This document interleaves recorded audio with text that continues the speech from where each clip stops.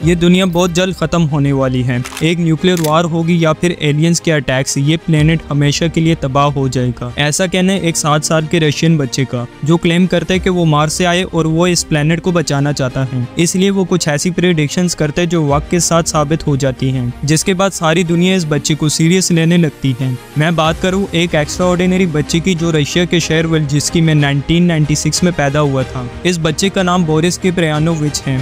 इसके फादर एक army officer है और इसकी मदर एक डॉक्टर है। पैदा होते ही इस बच्चे ने डॉक्टर्स, नर्सेस और पेरेंट्स को हैरान कर दिया, क्योंकि सिर्फ 2 हफ्तों के बाद ही इसने अपना सर उठा लिया, जो कि एक 15 दिन के बच्चे के लिए पॉसिबल नहीं है। इसके अलावा बोरिस्का की ग्रोथ बहुत ही डिफरेंट तरीके से हुई थी। सिर्फ 4 महीने की उम्र में बोरिस्का ने बोलना और 1.5 साल की उम्र में पढ़ना शुरू कर दिया। जब बोरिस्का के पेरेंट्स ने बोरिस्का को 1.5 साल की उम्र में न्यूज़पेपर पढ़ते हुए देखा था, तो वो बिल्कुल हैरान हो गए थे। बोरिस्का ने 2 साल की उम्र में ड्राइंग करना स्टार्ट की, जो कि काफी कॉम्प्लिकेटेड एंड डीप ड्राइंग हुआ करती थी। ऐसा सब कहते रहते थे कि पता नहीं ये बच्चा क्या क्या ड्राइंग करता रहता है। बोरिस्का की इन तमाम एबिलिटीज और एक्स्ट्राऑर्डिनरी स्किल को देखते हुए इसके सभी रिलेटिव्स और इसके फ्रेंड यही सोचते रहते थे कि ये कोई आम बच्चा नहीं।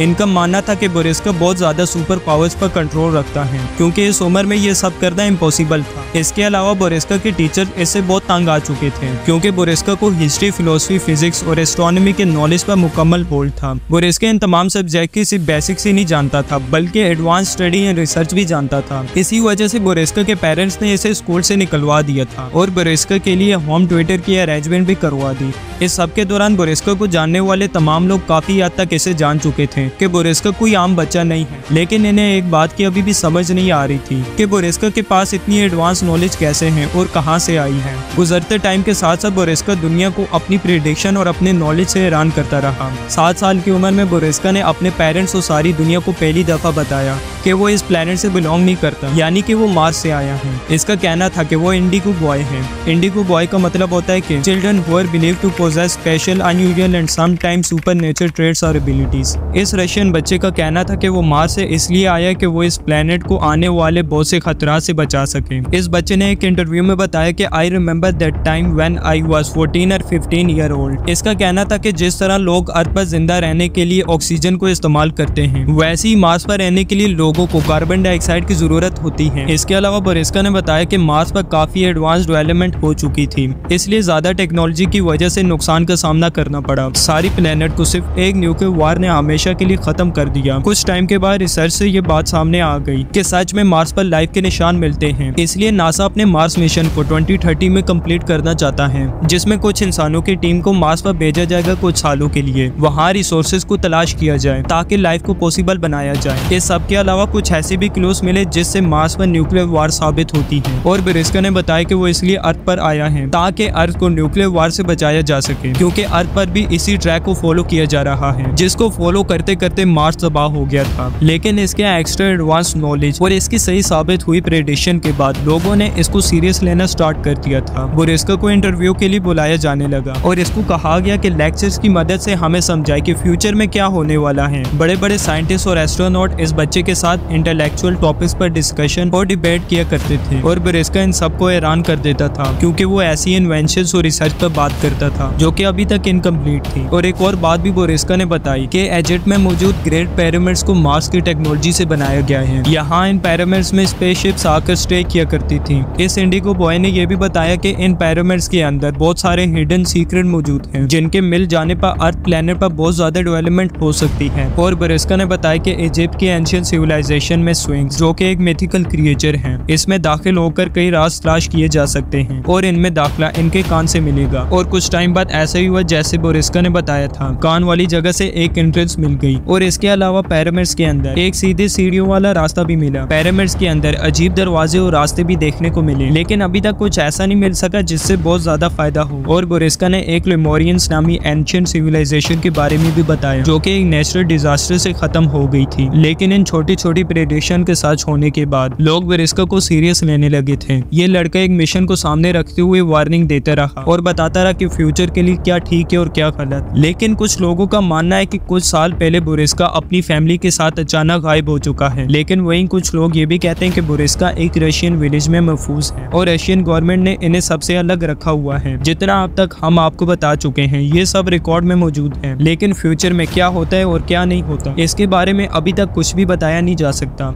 इस इंडिगो बॉय के बारे में आपकी क्या राय है, हमें कमेंट सेक्शन में लाजमी बताइएगा।